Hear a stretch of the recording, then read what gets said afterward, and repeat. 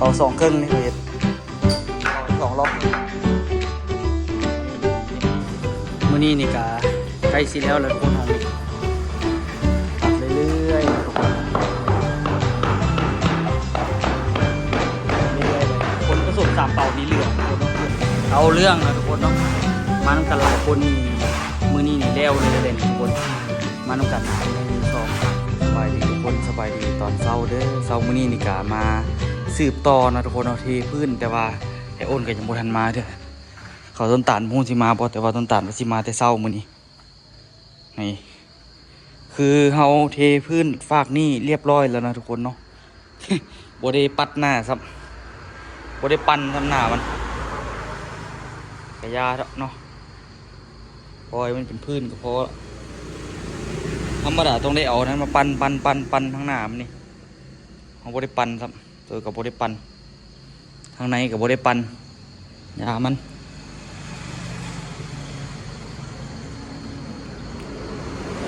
วันนี้นี่ก็หลังจากเทพื้นตัวนี้แล้วเขาก็สิเริ่มเทตัวนี้เนาะทุกคนแต่ว่าถ่ายโอนมาก่อนแต่ตัวสิเก็บเครื่องพวกนี้ขึ้นมาทางเทิงท่าเพราะว่ามันสิสะดวกในการเทเนาะบางทีพอกิ๊กอาจจะมาช่วยนำนู่นนี่มันพอกิ๊กมานี่คือเอาเบิดเลยนี่เอาหมดทุกห้องเลยมือนี้1 2 3 4ดีแท้ก็เอาบนทั้งหน้าหันน้ำปรับบนทั้งหน้าหัน5ใส่น้ำกันว่ามันแล้วแต่ก็ตัวนี้นี่ก็เริ่มทยอยเก็บเครื่องนะทุกคนเพื่อซีได้เก็บง่ายฮะเอาพุ่นก็ได้เอาลูซิ่งเอาไว้บนใกล้ๆเนี่ยดึงเอาเจ็บแอวเลยเมื่อวานนี้นี่ห้องนอนเขาก็แล้วละเด้อห้องนอนก็ได้ห้องนอนห้องน้ำเป็นประมาณนี้เนาะโคตรแจ่มแต่ว่าข้างนอกนี่เขาอาจจะบ่ได้ใส่แบบอาจจะบ่ได้เฮ็ดแบบเนี่ยวะบ่ได้ปูกะโลเธอบ่ได้ปูกระเบื้องเธอทุกคนเนาะภาษาไทยเอิ้นปูกระเบื้องอยู่ลาวเอิ้นปูกะโลเขาอาจจะบ่ได้ปูเลยทุกคนเพราะว่าเขาเฮ็ดเป็นห้านอันนี้นี่ก็บ่จำเป็นละทุกคนขายเครื่องก่อสร้างเนาะวางนั้นวางนี้เนาะก็เลยว่าสิปะนั่นนี่เลยนะทุกคนบ่หลายละเดี๋ยวเขาสิเริ่มทยอยขนเครื่องเพื่อบ่เป็นการเสียเวลาเนาะซ้ำซากเขาเจ้ามาแล้วก็ได้ลงมือเลยแล้วปูนนี้น่าจะเอาไว้นี่ก่อนบ่หรือว่าจังได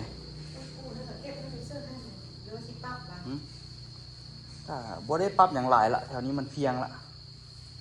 มีแต่บ่แล้วขนทรายใส่แต่ว่าอันน่ะปูนเนี่ยเอาไว้นี่ก่อนซะเขาทยอยเอาออกมาผสมเลยสำเร็จจึงเก็บขึ้นแม่นแล้วจึงขนไปเอา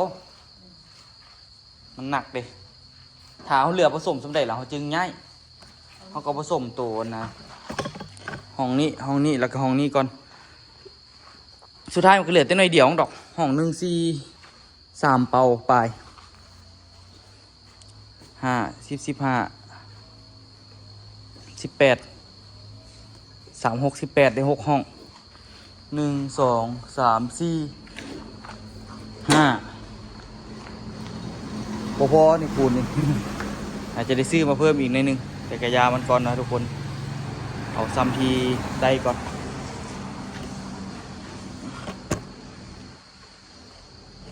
ง่ายเครื่องง่ายของค่ะ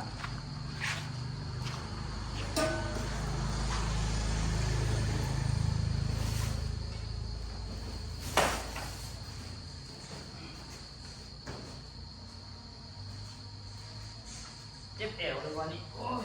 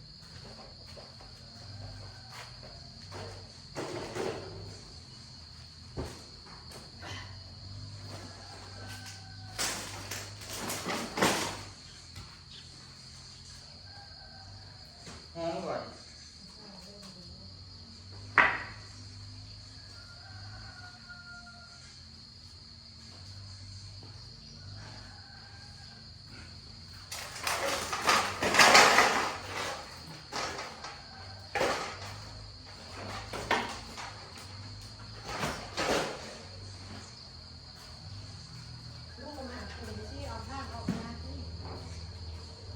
วมันกองที่ก็ได้ว่าทุกศิลาตัวนี้มาไว้อยู่ดิมันยกเกินแทงไก่ย่างได้เมื่อวานลูกก็ลากบนประเดียวเลย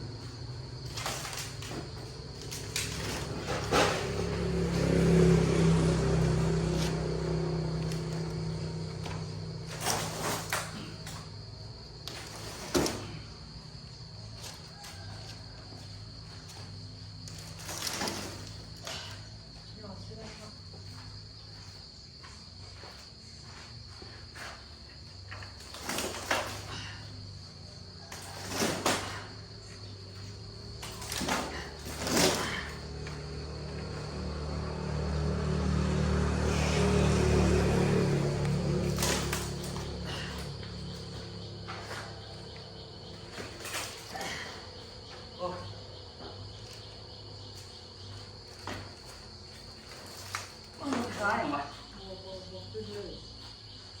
คาไม่คายันคาเล็ก เป็นนั่นมันบ้าได้หันเลยลูกหน่อยไม่เอาวันนี้ก็ลูกหน่อย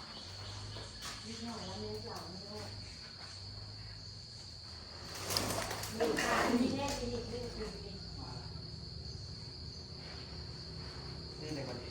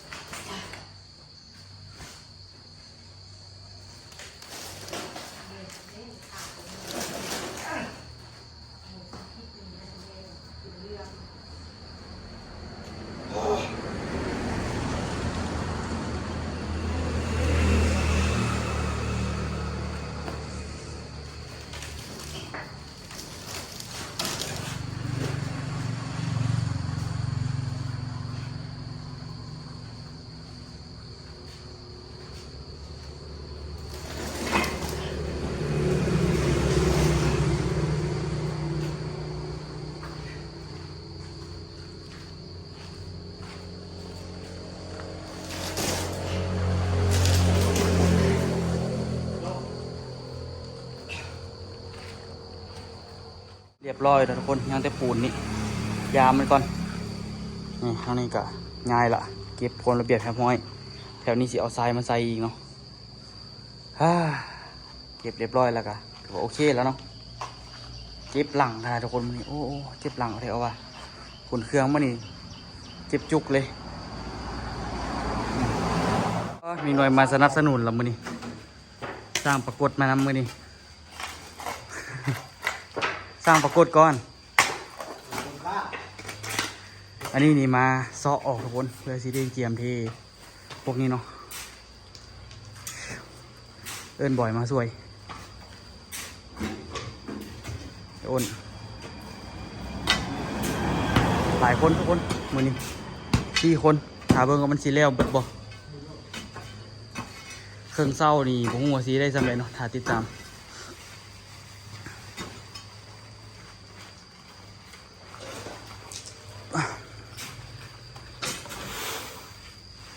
อันนี้เกี่ยมตัก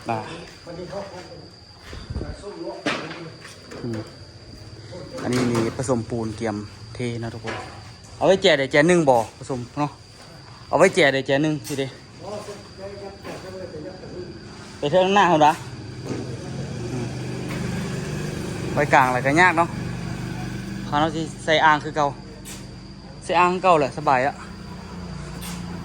ทุกคนเดี๋ยวตัวเสาะอันนี้ก่อนเนาะมื้อนี้คาดว่าให้มันแล้วสู้ๆทุกคนสู้ไปย่อยหรอกฝากเป็นกำลังใจเลยเนาะเอากลางไว้นี่เลย เป่าสองเครื่องนี่เขาเห็ดเป่าสองรอบเครื่องอันนี้นี่เห็ดแนวกั้นปูนเนาะหอยมันออกสีเทขึ้นอีกกันไว้ตามเพียก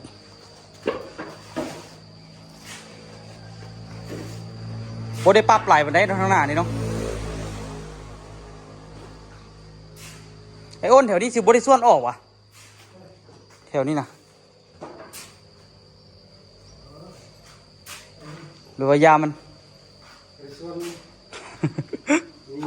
เปิดเบื้องดินนี่มันจากสูงซับมันนี่โอ้แต่คานตัวนี้มันสูงกว่าหรอคานตัวนี้ผัดต่ำเนาะข้อยก็ว่าแถวนี้ต้องได้ส่วนออกมันค่อนข้างแบบสูงเพิ่ม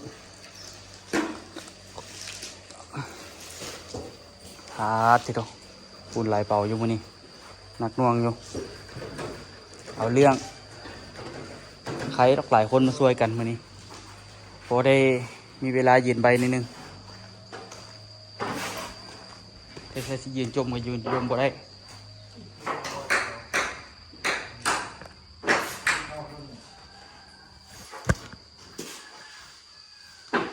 นับไปนับมาพักลืมเครื่องมือหมดเลย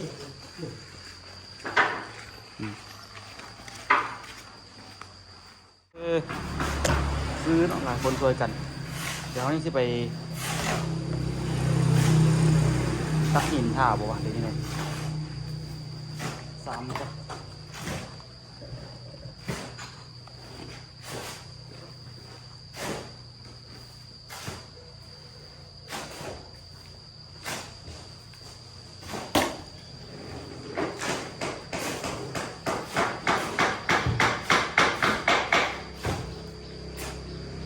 โอ้ยมันจะเห็นทั้งไหนมองเห็นนั่นเหรอเฮ้ยตัวนั้นโอเคนะลงมาแล้วมาอันนี้ตัวนี้นะใส่นี่เลยแนวน้องที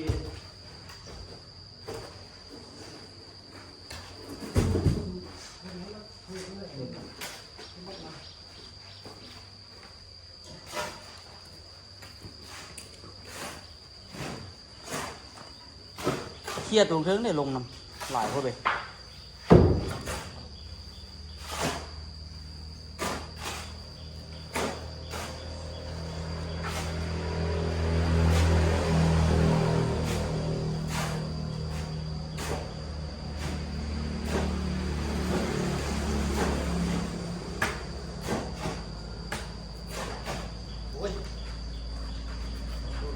เกี่ยมน้ำก่อนอันนี้3 เป่าซ้อนเลยว่าเดี๋ยวยกโอ้ขึ้นมาได้หรอเรื่องขีดน้ำ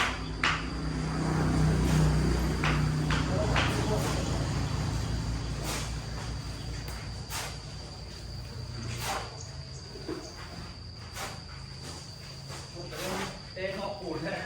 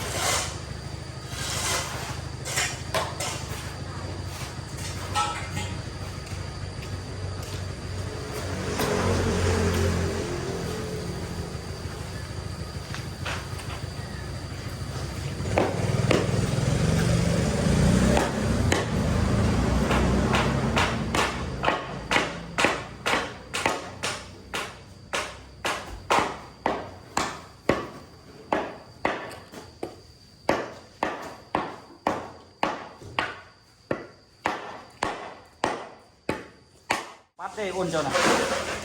มันบุคือเก่าเลย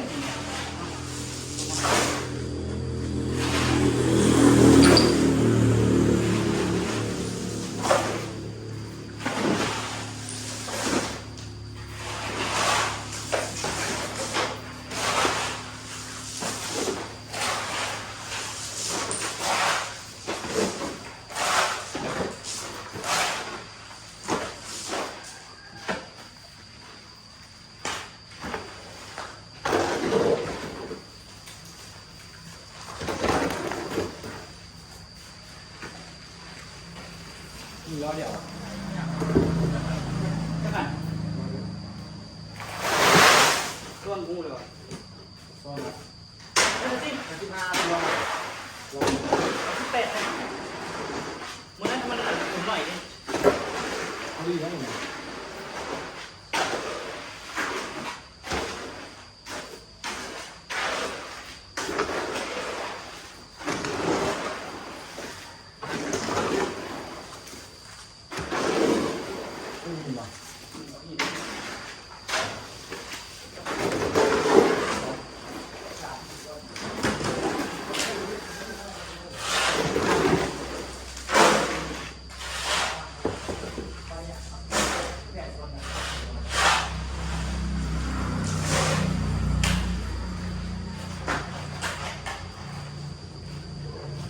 อันนี้ก็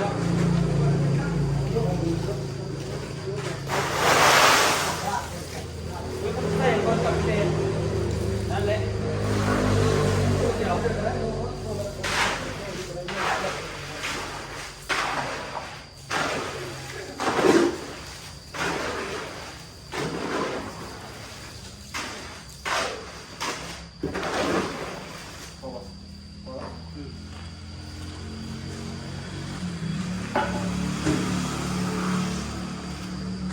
ตัดตัวใส่ตักเอาอะไรเลย อันนี้ก็ได้ตัวหน่อยๆเดี๋ยวจะเลย แย่งบ้านต่อไปเหมือนแย่งกับหุ้นเลยแย่งมันเปลี่ยนเลย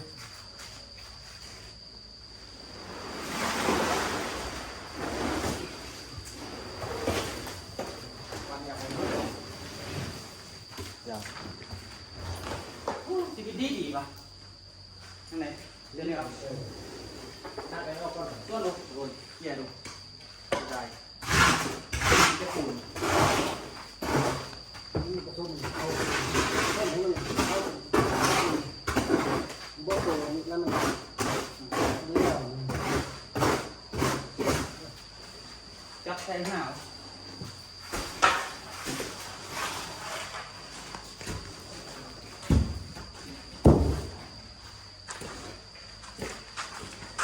พักอยู่เนาะ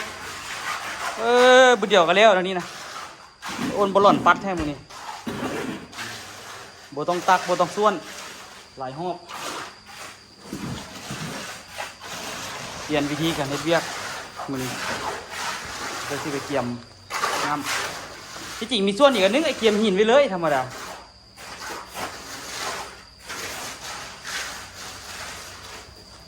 ต้นหุ้นเขาก็ดีเลยมากนะ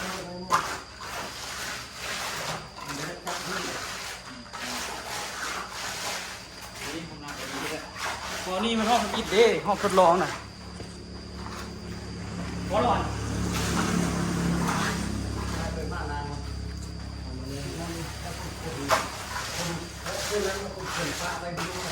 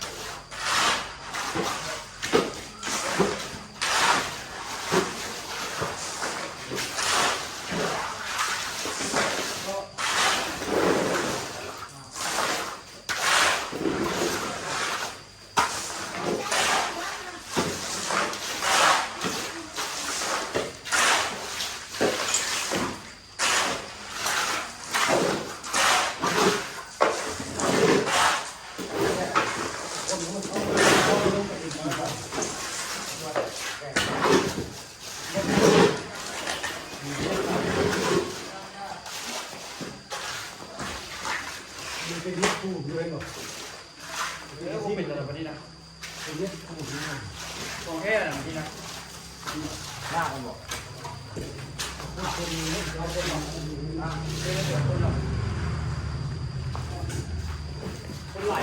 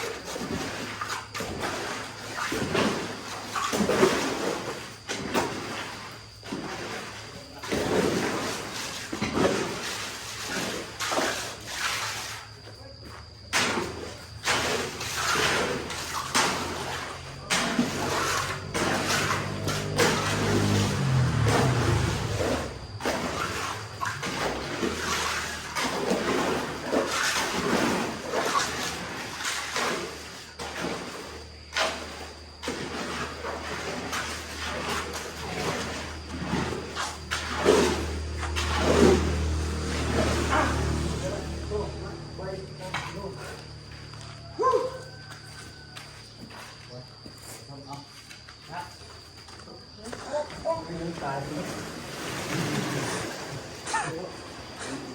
เฮ้ยคือ เป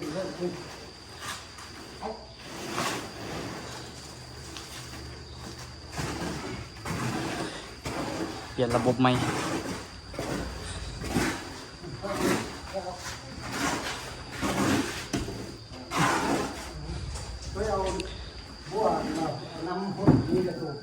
โอเคพักอยู่นะนี่เทจ้วงเลยแป๊บเดียวได้หลายเติมละ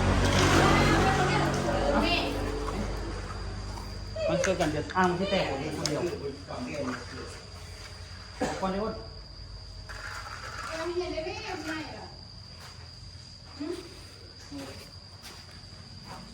ฝากเดี๋ยวจะอ้างแตก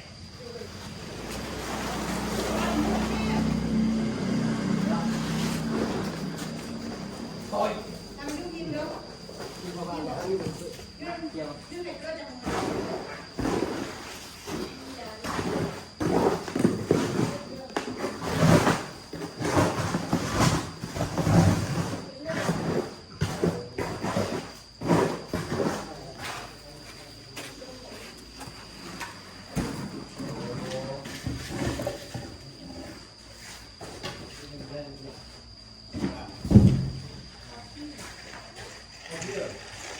ง่ายเลยตอนนี้เดี๋ยวก็เลี้ยวแล้วนี่นะบ่ต้องหลายขั้นตอนในโอ้นเนาะมื้อนี้นี่กะใกล้สิแล้วทุกคนห้องนี้ตัดเรื่อยๆทุกคนเรื่อยๆไปคนผสม3เป่านี้เหลือทุกคนเนาะเหลือแล้วก็สิมาใส่ตัวนี้ต่อสิเอามาใส่ตัวนี้ต่อเนาะเดี๋ยวเฮาซีดๆปั๊บๆแล้วก็เทเลยตัวนี้ก็ได้มาต่อไปเรากลับมาผสมปูนกล่องข้างๆเนี่ยบนโขดบนอ่างนี่ผสมแล้วก็เทผสมแล้วก็เทโอ้ยบุดเดียวแล้วทุกคนเนาะมีหลายคนนี่รู้สึกก็มีแห้งนะ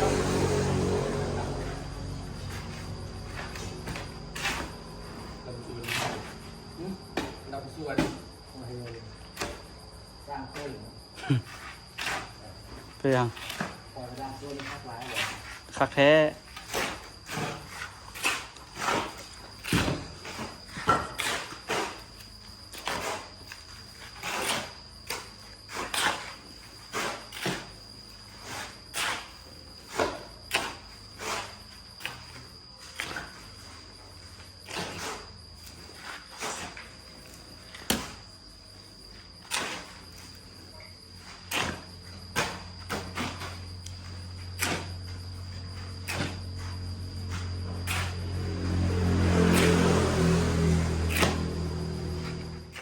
ติด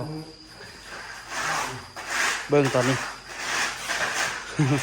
หนานี้แล้วละทุกคนหากว่า10 โมงแล้วซ้ำเบาเฮ็ดแต่ประมาณชั่วโมงครึ่งเกือบประมาณชั่วโมงครึ่งนี่แหละเฮ็ดแล้วหนานี่สมควรอยู่ในอ้วนเนาะสุดก่อนเอาเฮ็ดนะ ห้องหนึ่งห้องหนึ่งเครื่องมือห้องหนึ่งเครื่องมือมื้อนี้เพิ่มมาอีกเป็น4 คนถือว่าไว้สมควรไว้เด้ไรบดีอาจจะโอ้โหเนาะ2 ชั่วโมงนี้อาจจะได้หลายเติบอยู่หาเบิ่งทุกคนว่าตอนนะมืดเครื่องมือนี่สิได้หลายปานใดเนาะสมควรอยู่ทุกคนนี่ปูนก็แห้งไปหลายเติบแล้วเบิดไป8 เป่าที่ซื้อมาเมื่อวานนี้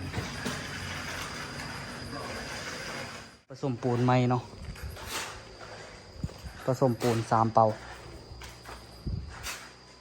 3 เป่าไปเลยตักทรายแต่ว่าทรายตัวนี้ก็สิเบิดละเบิดแล้วก็ทันปรับกับปรับมันแบบนั้นปรับมันไว้กองหินกับจ้อมไว้เป็นกล่องพอไว้แล้วเบิ่งบัดแล้วเวียกก่อนอันสมมุติว่ามีเวลาว่างนี่อาจจะได้ปรับไม่ว่าคนที่มีอย่างหิ้งไปหั่นแล้วเติมห้องเอามาดูนี่เนาะแล้วก็ปัดก็ไปหั่นเนาะทุกคนคิดว่าขั้นว่าอันน่ะมันนั่นน่ะคันเทห้องข้างในแล้วค่ะนะอาจจะกู้มาไว้ทางในพี่เลยไม่บุษมันจะได้ง่ายหลายรอบนะเพราะมันเป็นซีเมนต์แล้วมันควบง่ายแมนกู้มาไว้บนซีเมนต์ในพี่แล้วก็เฮ็ดแล้วทั้งเบิดแล้วแมนจึงเอารถมาต่างเราไปไว้บนอื่นก็ได้เลยบัวสั้นกะยูรอบไปไว้แจกได้อยู่อาจจะปรับเลยแหละอาจจะได้เฮ็ดหลายแนวอยู่เหลือกเฮ็ดห้องระบายน้ำเฮ็ดอะไรนี่พอให้เหลือเนาะย่านแต่มันพอเดี๋ยวนี้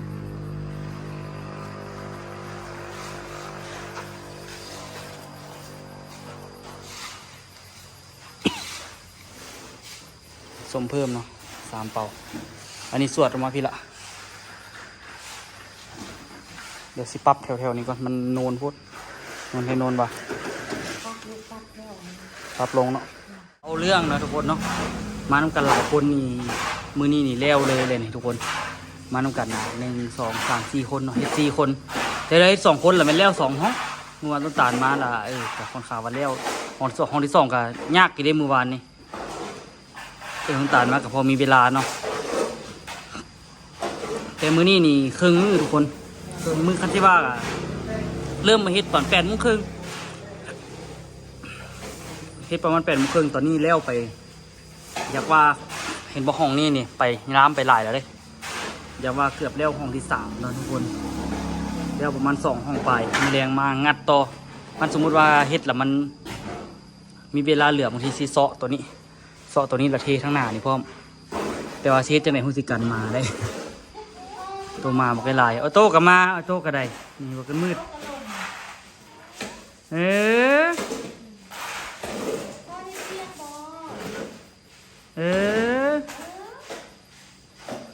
มืดทางย้อนแสงเนาะทั้งหน้าจะปรับได้หลายเติบละเบิ่งบางทีก็อาจจะได้ทีแล้วทุกคนทั้งหน้าห้องนึงล่ะสมมุติว่าตัวต่อไปก็มีแต่ค่อยๆปรับไปแล้วก็เทไปได้อยู่ค่อยๆเทไปโอเคอยู่ดินี่เนาะพี่แต่มื้อนี้พยายามเทตัวนี้ให้มันแล้วเนาะมีเวลาก็เอาทั้งหน้าหันต่อนึงลองพยายามลองเบิ่ง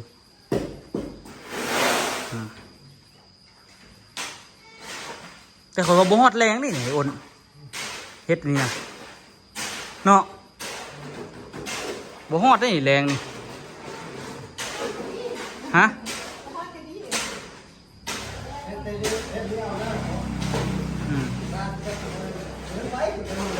ตัวนี้หนาแล้วดีแล้ว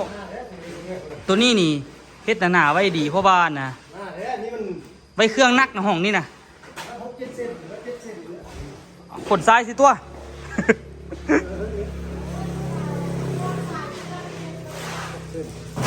ดิ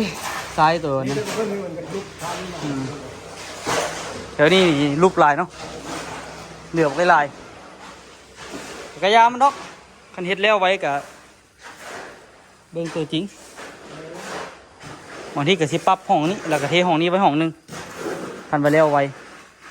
ฮู้สิเป็นไปได้บ่คากะลีมีแหงเด้เทพื้นแล้วนี่อยากว่าใกล้สิเบิดภาระ มีการซื้อเครื่องมาเฮ็ดทานเนาะไกลละพอโตกะพอรอแค่แล่บ่อยากอยู่บนเก่าได้เพิ่นน่ะ คืนมาละให้บัดนี้น่ะอยากออกมาลิ้น ออกมาล่อมาลิ้นไม่มีคนกันที่ทำเงินให้ มันไปสิร่อนเมื่อคืนนี่ซัวสิรับน่ะให้อยู่น่ะลูกก็แห้งเมื่อยแห้งไปเอามันอยู่โอ้ยโอเคละเดี๋ยวตัวสิไปช่วยเขาเจ้าก่อนเดี๋ยวไปสมปูนตัวต่อไปเนาะเครื่องเศร้าปาดถูกได้หลายแหงทุกคนเนาะเอาไว้จิกกันคลิปหน้าได้ทุกคนเดิมมือเบิร์ไปเบิ้งว่าคลิปต่อไปว่าซีแล้วหรือโบแล้วทุกคนคักไว้เจอกันคลิปหน้าทุกคน